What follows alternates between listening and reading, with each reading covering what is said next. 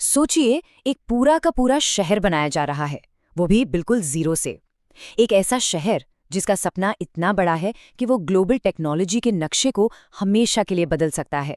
आज हम बात करेंगे भारत के इसी सिलिकॉन डेजर्ट की अविश्वसनीय कहानी के बारे में। तो सवाल यही उठता है कि आखिर ये होता कैसे है। ये सिर्फ कुछ बिल्डिंग्स खड़ी करने की बात नहीं है। बात है एक पूरे माहौल को, एक पूरे इकोसिस्टम को बनाने की। ये कहानी है एक बड़े विजन की, जबरदस्त स्ट्रैटेजी की और कटिंग एज टेक्नोलॉजी की। चलिए देखते हैं कि ये सब कैसे हो रहा है। तो देखिए, किसी भी बड़े सपने को हकीकत में बदलने के लिए एक मजबूत शुरुआत चाहिए, है ना। धोलेरा के केस में ये शुरुआत होती है एक जबरदस्त सुपर एक्सप्रेसवे से। 109 किलोमीटर, ये सिर्फ एक नंबर नहीं है, ये लंबाई है नए अहमदाबाद धोलेरा एक्सप्रेसवे की। और यकीन मानिए, ये सिर्फ एक सड़क नहीं है, ये तो एक लाइफलाइन है जो गुजरात के इकोनॉमिक हार्ट को उसके टेक्नोलॉजिकल फ्यूचर से जोड़ रही है। और असली मैजिक तो यहाँ है। जरा सोचिए, जो सफर पहले 2.25 घंटे से भी ज्यादा का था, वो अब सिमट कर सिर्फ 40 मिनट का हो गया है। ये सिर्फ टाइम बचाने की बात नहीं है, इससे बिजनेस की स्पीड बढ़ती है, टैलेंट का आना जाना आसान होता है और इस पूरे इलाके की डायनेमिक्स ही बदल जाती है। और हाँ, इस नींव को बनाने में जो लागत आई है वो है 4,373 करोड़ रुपए। ये सिर्फ एक खर्चा नहीं है, ये दिखाता है कि इस विजन को लेकर देश कितना सीरियस है। पर रुकिए, ये एक्सप्रेसवे तो बस एक शुरुआत है। ये मंजिल नहीं, मंजिल तक पहुंचने का रास्ता है।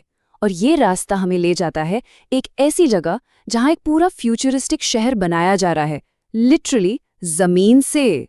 तो मिलिए धोलेरा स्पेशल इन्वेस्टमेंट रीजन या SIR से। अब इसके साइज का अंदाजा लगाना है तो ऐसे समझिए, 920 स्क्वायर किलोमीटर्स, मतलब ये पूरे सिंगापुर से भी बड़ा है। और कमाल की बात यह है कि ये सब कुछ एक खाली जमीन पर, एक कोरे कैनवस पर बन रहा है। अर्बन प्लानिंग की भाषा में इसे ग्रीनफील्ड प्रोजेक्ट कहते हैं। इसका सीधा सा मतलब ये है कि किसी पुराने शहर को ठीक ठाक नहीं किया जा रहा, बल्कि बिल्कुल जीरो से एक नया शहर बसाया जा रहा है। और इसका सबसे बड़ा फायदा ये है कि प्लानिंग करने वालों को पूरी आज़ादी मिलती है, कोई पुरानी बंदिशें नहीं। 21वीं सदी की ज़रूरतों के हिसाब से सब कुछ डिज़ाइन करने का मौका। और इसका जो मास्टर प्लान है ना, वो सच में बहुत इंटरेस्टिंग है। अगर इसकी जोनिंग देखें तो लगभग आधा हिस्सा इंडस्ट्री के लिए है, लेकिन साथ ही एक बड़ा हिस्सा रहने के लिए भी रिजर्व्ड है। मतलब मकसद साफ है, एक ऐसा शहर बनाना जहां काम, जिंदगी और एंटरटेनमेंट सब कुछ एक ही जगह स्मार्ट तरीके से मिले। अच्छा, एक मिनट, दिमाग में एक सवाल आता है ना, कि भाई सिंगापुर से भी बड़े शहर के लिए इतनी जमीन आई कहाँ से? तो इसका जवाब जबरदस्ती जमीन छीनने में नहीं, बल्कि एक बहुत ही इनोवेटिव पॉलिसी में है जिसने पूरा गेम ही बदल दिया। और धोलेरा की कामयाबी के पीछे जो सबसे बड़े सीक्रेट्स हैं, उनमें से एक है इसकी लैंड पूलिंग पॉलिसी। ये उस पुराने तरीके से बिल्कुल अलग है जिसमें जमीनें सरकार ले लेती थी और अक्सर विवाद होते थे। अब ये काम कैसे करता है? बहुत सिंपल है, 3 स्टेप्स में। पहला, जमीन के मालिक अपनी अपनी जमीन एक साथ एक पूल में डालते हैं। दूसरा, सरकार वहां सड़कें, पार्क, बिजली, पानी जैसा सारा इंफ्रास्ट्रक्चर तैयार करती है। और तीसरा, मालिकों को बदले में भले ही थोड़ा छोटा लेकिन पूरी तरह से डेवलप्ड और पहले से कई ज्यादा कीमती प्लॉट वापस मिलता है। मतलब ये एक विन विन सिचुएशन है सबके लिए।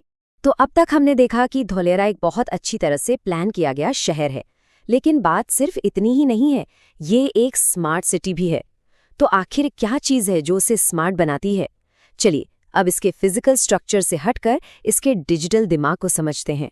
क्या आप सोच सकते हैं कि एक पूरा का पूरा शहर सिर्फ एक कमरे से कंट्रोल किया जा सकता है? जी हाँ, यही है धोलेरा की स्मार्टनेस का असली सीक्रेट।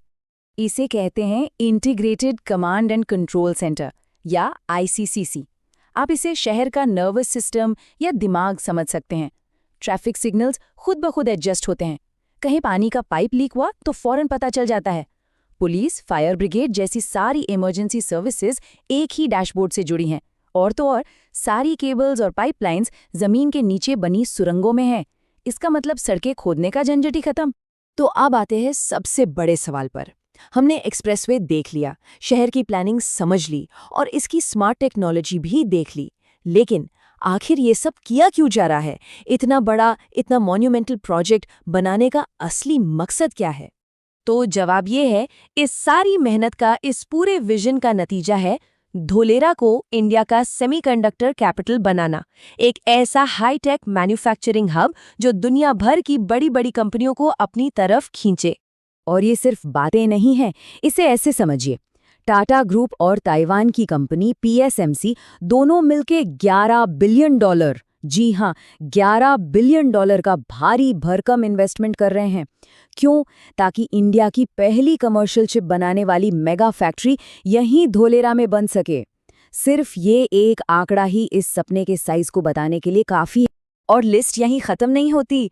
टाटा के अलावा अमेरिका की माइक्रॉन, इंटेल के साथ पार्टनरशिप, आइनॉक्स, रिन्यू पावर, देश और दुनिया के कितने ही बड़े नाम धोलेरा में अपना बेस बना रहे हैं। तो ये कोई भविष्य का सपना नहीं है, ग्लोबल टेक वर्ल्ड ने तो यहाँ आना शुरू भी कर दिया है। ये बात इस बदलाव के पैमाने को बिल्कुल सही तरीके से बयां करती है। जैसा कि कहा गया है, सिलिकॉन डेजर्ट अब सिर्फ एक सपना या दूर की कौड़ी नहीं है, बल्कि ये एक जीती जागती हाई-टेक हकीकत है जो ग्लोबल इनोवेशन का नक्शा ही बदल रही है। तो आखिर में ये एक बड़ा सवाल हमारे सामने है, क्या धोलेरा का ये दाजिद एक्सपेरिमेंट दुनिया भर में बनने वाले अगली पीढ़ी के स्मार्ट शहरों के लिए एक ब्लूप्रिंट, एक मॉडल साबित हो सकता है? क्योंकि इसकी कामयाबी या नाकामी ही आने वाले वक्त में अर्बन डेवलपमेंट का भविष्य तय करेगी।